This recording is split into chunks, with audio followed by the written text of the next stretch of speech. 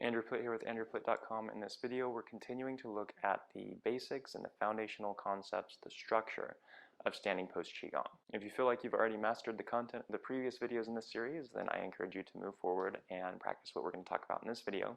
If you feel like you're still kind of getting down what's talked about in the previous videos, I would encourage you to stop this video and spend more time practicing the concepts that we talked about in previous videos until they feel natural to you, and then come back to this video. In this video, we're talking about what your spine should be doing as you practice Standing Post Qigong.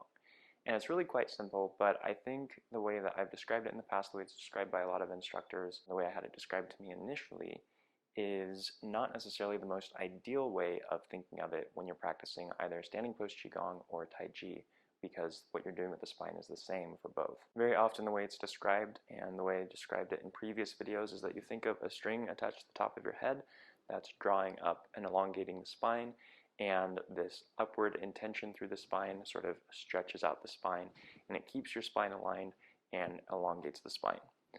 Now, I think that is useful in thinking about the elongation of the spine, but I don't think it's the most useful way of talking about what should be happening with your spine, because it doesn't really describe the intention that should be present in your spine to allow for good solid structure while maintaining relaxation. So the intention that you actually want in your spine, rather than thinking of it like hanging from a string and elongating sort of passively, is think of your lower belly, your lower dantian, and think of expansion up through the spine that's filling the spine as it goes up and creating fullness and structure in the spine all the way up the spine. So instead of hanging passively, you're expanding up actively, and that expansion goes all the way up the spine through the head to the top of the head and lifts up from the inside. So it's this internal expansion that elongates the spine rather than thinking of the spine hanging from a string. That's the intention that you want as you practice Standing Post Qigong, and that's the intention that you want as you practice Tai Chi, is this active, alive feeling in the spine that expands through the spine and supports it. And there are a couple of different thought processes about the expansion through the spine, and instead of telling you which one is correct, I'm going to tell them both to you, at least the two that I tend to subscribe to as being most likely correct, and kind of let you play with them and see which one works best for you and which one kind of resonates with how your body works and how it's structured. The first is that the expansion starts from the sacral base, so right where the L5 vertebra sits on the sacrum. Right there, that expansion starts there, and it's like the sacrum is the base on which this expansion begins up through the spine. So the sacrum and expansion all the way up the spine to the head.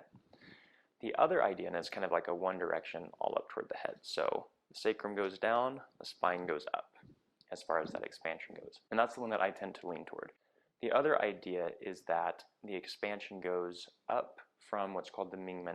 And so depending on who you talk to, the resource you look at, people will say that the Ming point is either between L2 and L3 on the back in the lumbar spine, or between L3 and L4. So it's kind of, it depends on the source you're looking at. But whether it's L2 and L3 or L3 and L4, that area of the lumbar spine, the low back, that's sort of the area where the expansion begins, up the spine and then down the rest of the spine through the sacrum. So to find that area, what you would do is start down here, like right above the hip bones, where the skin and the body is a little bit more soft, and you're going to work up until you feel your 12th rib. You're going to follow that rib in until you find the spinous process of your 12th rib. You're going to drop down off of that, and the first vertebra that you come to, it's going to feel, the spinous process of the 12th rib is going to feel kind of like this. So when you're coming down, it's going to feel like this kind of straight thing that comes down and there's a point at the end. The lumbar vertebra feel more like little knobs. So when you feel them, it's kind of like a rounded knob all the way down instead of like a spike going down. So you should be able to tell when you transition from the thoracic vertebra, your 12th, T12, and then when you get to the lumbar vertebra. And so what you want to do is off of your T12, drop down to the lumbar vertebra. So here's one, here's two.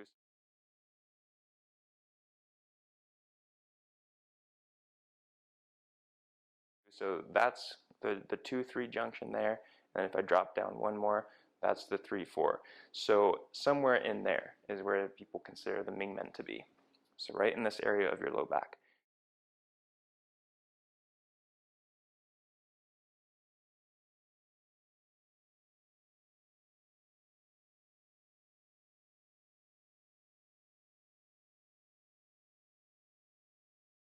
So when you try the expansion through the spine, try expanding from here down through the last bit of the lumbar vertebra, down through the sacrum, and expanding up from here, up through the spine, all the way up to the top of the head, going straight through the center of the spine, lifting up and pressing down, and see how that feels to you. Also try going all the way down, so there, right there is my last lumbar vertebra, right here is where my sacrum begins, so try expanding from here down the sacrum and then all the way up the spine to the top of the head. Both of these can be very useful, so that's why I encourage you to play with this and see which version of the expansion through the spine makes more sense for your body. When you're first beginning, it's difficult to tell, so what I would recommend is that you start with just the one where you're expanding from the sacrum. So from the sacrum all the way up, all of the spine to the top of the head, use that as your starting point. And once you're very used to that, then maybe try playing with that Ming as the separation point.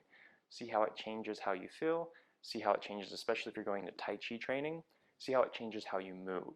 But I think the best place to start is with the focus at the sacrum L5 junction and expanding there. Now when we talk about what's happening with the spine, with expansion, going all the way up to the top of the head, and this upward intention, filling the spine with a fullness, a live energy that makes the spine feel well supported but also able to move. There's a couple of things to keep in mind. The first thing is don't get rigid with this. You want intention going up the spine and expanding the spine, and that will change your body's structure. It will help you align your spine more correctly and get rid of any excess curvatures, whether you tend to slump forward or if you like to stand with your lumbar spine really extended. Either of those things, if you have that upward extension, it will kind of help draw those things into alignment, but it's with intention. What you don't want to do is get aligned and then start pushing up at the top of the head like you're actively like locking up muscles, trying to push the spine, pull the spine into place. You want a relaxed intention, upward intention through the spine. Now when you're first starting out, that upward intention is going to take the form of tension. And that's how we start out when we practice. That's how I was when I first started. I don't know of anyone who just magically moves into this idea of extension through the spine without first having to kind of struggle with it and find what that means, and struggle with like actively being tense and locking up the spine and pushing up the head and being like, oh, is this expansion? Is this extension? Is this what I'm trying to do? That's part of the process. So if that's what you're doing, don't be down on yourself. That's going to be a little less comfortable, and it's something that you're just going to have to work through. And it's something that you want to be aware of. So as you get everything else in the lower body, the hips, all aligned like we talked about in previous videos, then you get that expansion up through the spine. What you want to do is check in with yourself, do 10 breaths, and then come back and say, is there tension in my neck? Is there tension in my spine? Am I locking things up because I really want this expansion through the spine? Or am I keeping the upward intention and this sense of expansion through the spine without locking up muscles? So check in with yourself frequently, every few breaths, and see what's happening. And you'll eventually find the spot where you can let go of the extra tension and still have the expansion through the spine. The other thing we need to talk about with the extension of the spine is what's happening with the front of the body. So we've talked about this with the other parts of the body. With the hips, you fold the hips and open and expand down the outsides of the hips, or the back of the hips. Same thing with the legs. It's kind of an inward drawing in on the inside and outward expansion down on the outside. With the rest of the body, the same thing is happening. So as you expand up the spine, you want to have a sinking relaxation on the front of the body. So you can almost think of it as the spine is like the flagpole and the rest of the body is kind of like the flag that's supported by the flagpole. And it's not that the rest of your body is just going limp, but you have a downward relaxed intention on the front of the body that's supported by the upward expansion through the spine up. So this is active up, this is relaxed intention sinking down to the lower belly. So there's two sides of what's going on here. And the first thing is that up. The reason we need to combine this with what's going on in the front of the body, not just leave you with the upward extension of the spine, is that with that upward extension, you can start to draw your body up and kind of lose your root. And so we need to balance that upward extension with the downward sinking on the front side of the body. And it doesn't change your structure as far as your spine alignment, so it doesn't cause you to do this, but it does cause, instead of standing with the chest expanded here, you just relax and sink the chest. You relax and sink the middle dantian, the diaphragm area. You relax and sink the abdomen, and everything closes in down to the lower belly. From the front, it drops down, And then from the lower belly and the dantian, it pushes up the back of the spine and supports the rest of the body structure through the spine. Now, one way that you can tell whether you are actually relaxing the front adequately or not is right here at your solar plexus. If you feel like you're stuck here, what's happening is you're pushing here and you're holding this area in a way that doesn't allow that sinking all the way to the lower belly. And so you want to let go of that. Just relax this area and allow that downward intention through there. And for some people, that's really difficult to let go of that area. They feel like it gets stuck here, so that energy gets stuck here, and they have a lot of, it's a good place for anxiety to build up. And so what you want to do is have your intention down in the lower belly, have your intention down at the lower dantian, and let everything sink through that area. So rather than putting your intention here so much, let go of this area, focus down here, and have the intention of down on the front and up in the back. And that's all that I'm going to talk about in this video today. The main thing is the expansion through the spine, the relaxation on the front. So structurally, we're wanting that fullness in the spine that makes it feel strong, vibrant, and expanded and full. We want to relax the tension out of it. And then we want that up to be counterbalanced by a down at the front that relaxes the front and allows any excess tension to go to the lower belly or to the lower dantian. This is important for allowing you to breathe freely, for letting go of anxiety and tension that likes to hang out here. It's also really important for setting up your body to be correctly structured for when you do other movements, or even holding your arms up for the Zhan Zhuang or Standing Post Qigong posture.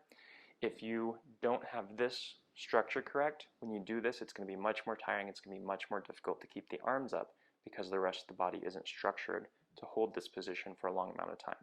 So if you're finding that when you were practicing before, you were having trouble holding this, part of it might be because your spine and the front of your body weren't working together the way that they were supposed to be. So now, after you've mastered everything in the previous videos, this is your next task. Get your position, check your feet, check your knees, check your hips.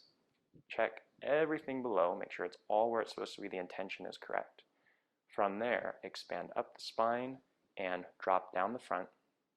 Allow the front to relax, the back to expand, and that's really where you're going to be checking in a lot as you practice in the future. Arms can do whatever, don't worry about them right now. Just focus on getting the spine and the front of the body working together. Up in the back, down in the front. Up in the back, down in the front. And it's not thinking about something traveling up your spine and traveling down the front. It's an upward intention and a downward intention. Okay, so you have the intention of up and the intention of down. So once you can do that and you feel like you can relax the front and have that downward intention, expand the back and have that upward intention, then you'll be ready to move on to the next video. So happy practicing. Thank you so much for joining me for this video. I hope it's really helped you with your training. If you do have any questions about what we talked about in this video or previous videos, again, please put them in the comments below. If you liked this video, please actually click the like button for this video, subscribe to my channel, and also consider becoming a supporting member for this channel to help ensure that more videos like this will be made available in the future. Stay safe and healthy out there, and as always, thank you for watching.